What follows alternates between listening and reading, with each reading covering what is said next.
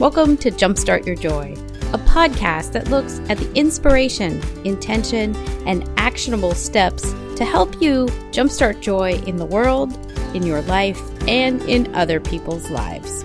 This is your host, Paula Jenkins. Welcome to episode 194.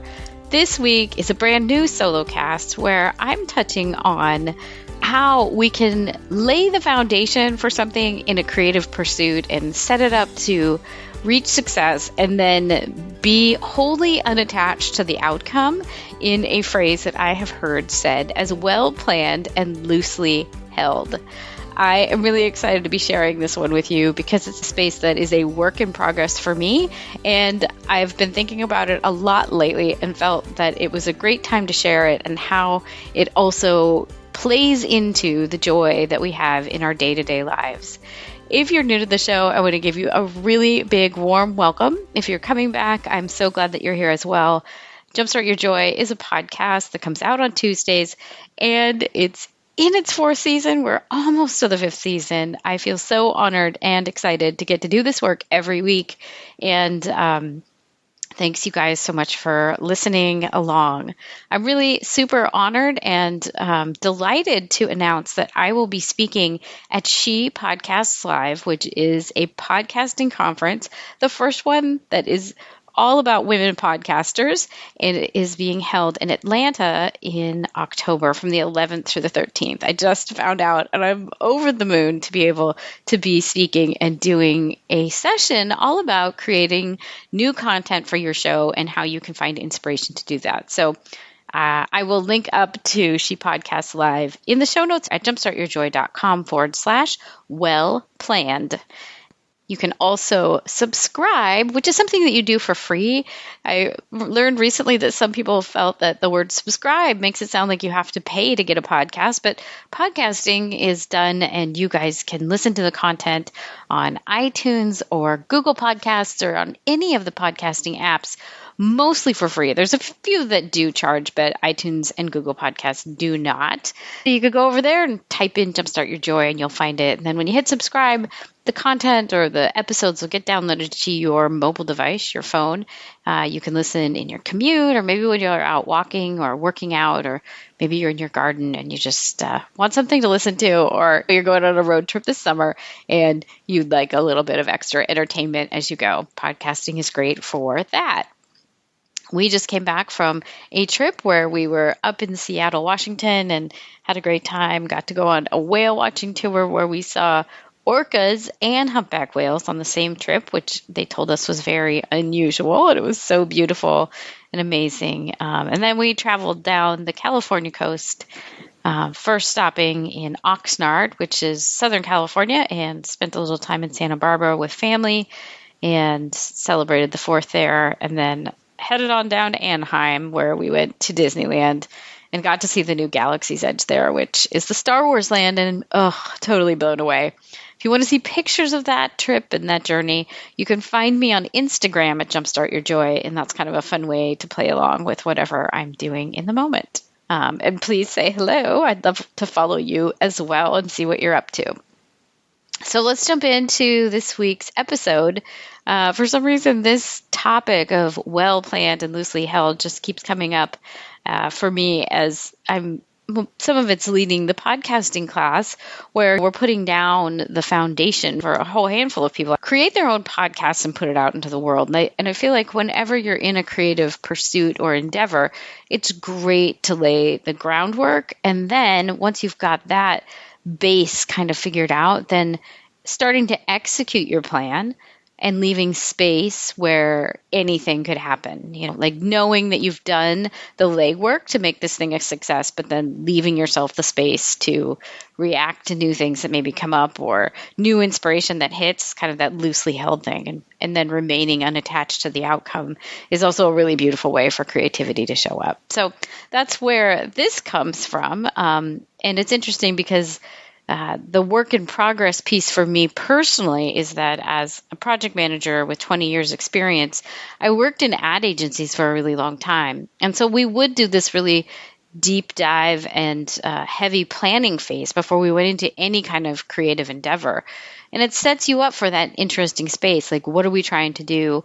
What are the success metrics we want to hit? And what would success look like for us? And then the teams of copywriter and art director would go and try and figure out, what does this thing look like in this creative brief that we've been asked to do? And how can we execute and hit all the points that this client has asked us to do in this same creative way? And so I think it's interesting when you're starting to look at creative work that you can lay a groundwork and set up this kind of parameter for yourself to then work within the sandbox that you've created. And sometimes that sets yourself up for even more creativity and more enlightened thinking.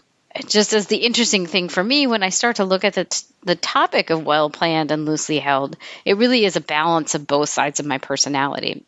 There's that 20 years of project management, and maybe you have some of this too, where there's a phase in your life, probably at school is where it hit for me a lot, where there was this push to be very academic and very process-oriented, and it kicked in with the perfectionism, at least for me, that I wanted to get all A's and I wanted to get it all right. And academically and up in my head, that became important in a way that would acknowledge achievement and acknowledge that I was, air quotes around, a good girl, and I was doing things that made a difference. And somewhere in the midlife area, I've crossed over. This is still important to be a planner and have a good sense of planning, but to a more heart-centered space, which is, I think, the loosely held piece. So when you look at the progression there, loosely held to me means, yes, I still plan out something like a trip, or I plan out what my day will look like, but then I also leave the space for the creative thing to happen. I leave the space for the what if to occur, and I remain somewhat unattached to whatever the outcome of this thing will be. And I think it's a really interesting space to be as you're working on something creative like a podcast, or you're working on building a business, because you can put the foundation in place and show up and do the work week after week and sit down and write your newsletter, and you can have everything up in social media. But then how those things play out in real time with other people in the world becomes that space where you just let it happen and observe it and remain curious. And as I was looking at this, I found a really beautiful quote. It was, "Create with heart and build with mind." And that kind of spoke to me around how we marry these two sides of ourselves. I think everybody has them. And probably at different times in your life, you've noticed that you've been more aligned with the planning side or more attached to outcome. And maybe now, as you're listening to this, you're less attached to the outcome, or you could feel yourself being in a place where allowing things to unfold instead of trying to control them would be something that feels right for you. The other things that I see happening when you start to play with the space of well-planned and loosely held is that you can make a plan, like make a plan to create a new website, or you make a plan to create a new podcast, and you start working towards it, right? The steps are there, what you need to do, and that you then leave yourself the space for creativity to show up and take hold. And let it then inform what the next steps are. If you have a new aha moment, or if you feel inspiration arise in whatever it is that you're doing, to allow that thing to take the breath and fill in the spaces for you and tell you and inform you what the next step should be. I think it's also important, as you start to get in the midst, after you've done that planning phase, is that you set aside purposeful space. So part of your planning day to day might be that if I know I want to create a podcast, and I'm now in the midst of creating a podcast, that I set aside purposeful space each day, that then I will allow creativity to show up. And one of the places that I saw this happening in a really interesting way was over spring break. My son and I went to see the Charles Schulz Museum, and of course he's the creator of Snoopy. And one of the things that he would do is every day he would show up at his office and start to work on the comic strip. And every day at the very same time, he would start doodling and drawing. And that is how he created that space, well planned. But then he would allow creativity to show up, and he would draw the comic strip for that week. And that's the loosely held part. He didn't necessarily know, I'm going to write a comic strip this week about this topic. He would just sit down and let it unfold for himself. And I think that's inspiration for anyone who's doing something day over day or day in and day out, is that you do set up a routine. And then as you start to work on something, inspiration is more likely to show up because you've set out that expectation that it will. And I think letting go of the attachment to the end result. In many ways, I could see once you've set the stage and set the plan. There was one time when I was working on a photo shoot back in the advertising days. There was a producer there. His name was Phil. And he talked about how he felt that setting up each of these photo shoots, because he'd arrive in an RV, have all the prop stylists and the hair and makeup people, and he'd be like, yeah, I show up and I set the stage for this grand party that is a photo shoot. And then really what happens is then the next thing, right? And I see a lot of our work, no matter what it is that you do, that you could take inspiration from that as well, especially if you have kind of some perfectionist tendencies, or if you tend to want to control the outcome of things, is how can you arrive to something with this idea that it could be a little bit like this party that Phil describes, where yes, you set out everything, you put out the drinks and the napkins, and you have a few games ready for people. But then when people arrive and show up and start interacting with each of those things, that's when the inspiration, the creativity takes hold. And I mean, you could try and control it and say, well, no, you guys got to play Chutes and Ladders now, and then next it's Twister. Or you could just let people intermingle and do their own thing and see what unfolds. And I think it's much more interesting, and I've discovered that even in having conversations with guests on this show, that when I let the thing go a little bit more off on to wherever it will go on its own, or we just kind of follow the muse wherever it takes us, it often goes to the most interesting parts of the conversation. So I love that idea of you're setting the stage for the party, and then just when the guests show, you let them take part in however way feels most authentic and enjoyable to them. I mentioned a little bit about becoming comfortable with releasing control of any given situation. I know, and this is another piece of this well-planned and loosely held stuff, is that lots of times, I know, having the perfectionist background, it's very tempting to want to try and control the outcome of any given project, especially when your title is that of project manager. And what I saw was that in going from a place of being a more junior project manager, where I felt that my identity and my worth and my maybe acceptance at work was being judged or decided by how well I could control the outcome of any given project. That was a very junior approach where my personal identity was tied to that. I then moved into a space where I could see that as a manager or a leader, it's not my job to try and control every moving part within a project. My job is to find the path where people can do their best work and get through each of the pieces and each of the phases of a project to the point where we get to a place where everyone is satisfied with the outcome. And it's not my job to rigorously control each person or each thing that's involved with each of those steps. Because what I discovered along the way was that people do their best work when they're given some autonomy in their role, and that you trust that they are there for a reason, and that everyone's got a job to do, and that they were hired for a specific reason, and really believing that they're going to rise to that occasion, because nobody likes to get micromanaged. And when you're writing people really hard, they often don't do their best work. I mean, go figure. I think giving people the space to do their own work often opens them up to do the creative process in a way that honors who they are. It also sets them up, and this is the place that's so uncomfortable with that kind of well-planned mindset, is that it sets them up so that if they can't reach that goal, sometimes they do fail. And I think the piece that was really uncomfortable for me as a more junior project manager was feeling like I had to swoop in and save people from themselves in that space when it was looking like they might falter. The thing that I discovered along the way through some hard-won experience was that oftentimes people need to be able to fail. Like, you can't save every person every time. And so that's where the well-planned, like I set it up, we do status checks or whatever, the administrative piece is there and the support is there. I always would offer people, whenever you need to talk, like if you don't think you can hit a timeline, let me know.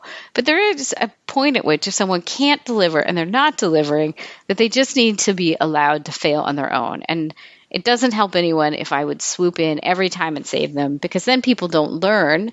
They just get used to you being the one that is always in the support role and always saving their butt. So along with well planned. That was one of my big lessons as a project manager, was to let people just do what they're going to do. And more often than not, they completely blow you away beyond your wildest expectations. Another interesting piece to this well planned, loosely held piece that I think we often forget as we're looking at engaging in a creative endeavor or in building a business or creating a podcast or life in general is that we often don't build in any sort of buffer when we're underway with a plan. And I think that brings us to a place of feeling like we have to do this thing now, and that somehow timing and scheduling is the most important part of any project. But what we don't do is by shrinking down timelines or trying to collapse things into the shortest amount of time possible, we're not always honoring the space and time that somebody needs to figure out a complex problem, if that's what it is, or to really do the creative process in a way that honors the creative act itself. When I was driving home the other day, I saw this interesting flashing sign on the side of the road that said road work going on or something to that effect, but between March 23rd and September 17th. Well, this is a really long amount of time. That's like 6 months of road work possibly going on this road. And at first I thought that seemed absurd, but then I thought, well, this is actually kind of ingenious because the California highway people they've given themselves 6 months to accomplish a task. Now, I don't personally know what they're doing on this road, but it's kind of amazing that they built in what seems to be an enormous amount of buffer space because it was a small piece of road.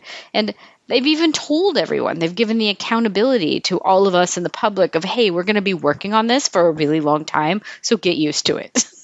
And what it made me think about was like, how can we set up that buffer, maybe 6 months for whatever you're working on is way too long, but how do we honor what we need and set ourselves up with the space to do it?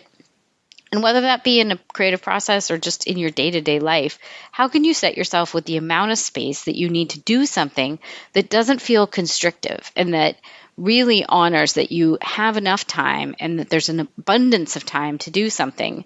Because I think what it does, when you give yourself a gracious amount of time to do a task, you acknowledge the difference between feeling like you're in reactive mode to something more along the lines of responsive mode. And I think that's a huge mindset shift, is when we feel like we are always constantly up against a timeline, or things need to happen right now, or we're going to somehow miss out on something if it doesn't happen right away, into this space where it feels like you have plenty of time and things will happen in the right amount of time and they will be done when they are ready. It really moves you into a place of feeling like there is abundance in this world and that you don't have to rush. And I think that's a huge mindset shift when you think about well planned and loosely held, is that somewhere in the midst of doing something, when we back ourselves up into a timeline or a schedule, that if we gave it just a little more breathing room, and if we gave any event or process that we're working on just a little more time, I feel like so much more could be possible. Because as you start to execute on any plan, you almost always see that you've laid the groundwork and then new things come up, new inspiration arises. Maybe there's a new book that you read or a new little tidbit that you find and you want to incorporate it in. So I think it's important. I mean, any good project manager would say that, is that you do give yourself a launch date or a deadline. But I kind of think in this space and in the honor of well-planned and loosely held, how can you build in a little bit of extra time that maybe feels a little bit luxurious and a little bit like overstated, but I think something beautiful can happen when we're not just forcing a timeline for timeline's sake, which is so often what happens in so many projects. I also saw a little bit of this roadway sign tying into a quote that I saw from John Steinbeck, which is, "We find after years of struggle that we do not take a trip takes us."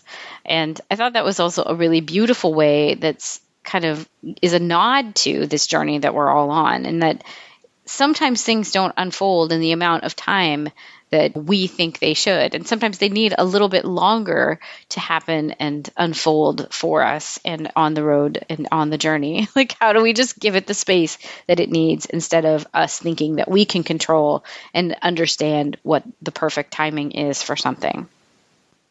So in addition to the two topics that I've just talked about, which are letting go of that false sense of being able to control a situation and building in a buffer for things to happen and unfold as they will as part of well-planned and loosely held, I've noticed a few other things, 6 other things that happen when we kind of buy into or lean into well-planned and loosely held. One is that trusting others can help you get your work done and aid in actually trusting yourself. So I talked a little bit about the importance of letting people do the task that they have been assigned to do or were hired to do. And I think when you start to trust that those people will do their job and that they're on your team for a reason, or that you've brought them onto a project you're working on for a reason, when you trust them more, they trust you more, and it kind of builds this circle of trust around a topic.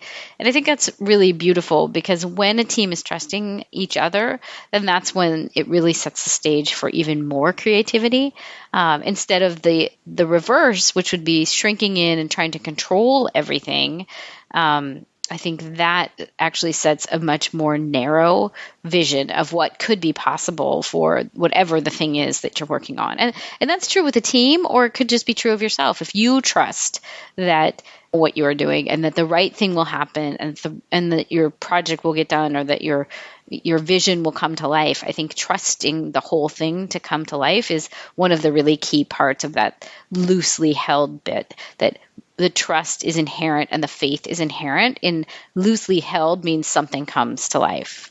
The second thing that I noticed beyond this as well is that rethinking what success looks like for you may shift your approach on what you, air quotes, need to do. So I think there's something very interesting that also happens around defining your definition of success. So if your definition of success is a fairly traditional one of monetary gain or numbers or downloads or likes or follows and something along those lines, then I think you might approach your work in a very different way than if you asked yourself internally and authentically, what is it that I need to do for myself to feel happy about this work? Or what do I want my business to look like so that I feel really fulfilled in this work? I think those answers are very different from kind of the traditional aspect versus the more authentic and heart-centered aspect. And I think you're making more room for bringing the well-planned, loosely held thing to life if you can come at it from a place that is authentic to what success means specifically for you. And that might be so different than what success looks like for someone else. And so I think it's really important for you to define that for yourself as you start to look at the thing that you're trying to create, or the business that you're running, or maybe a relationship that you are bringing to life.